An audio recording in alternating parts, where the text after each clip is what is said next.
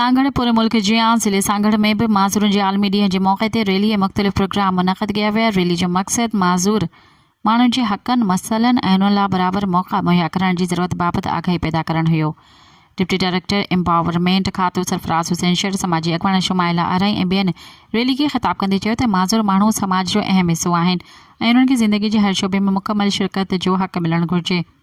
उन्हनि हुकूमत खां मुतालबो कयो त माज़ूर माण्हुनि लाइ सिहत, तालीम ऐं रोज़गार जे मौक़े खे बहितर बनाइण लाइ अमली क़दम खया वञनि। रैली में माज़ूर माण्हुनि समेत मुख़्तलिफ़ समाजी तंज़ीमूं, शागिर्द, उस्तादनि ऐं शहरी वॾे अंग में शिरकत कई।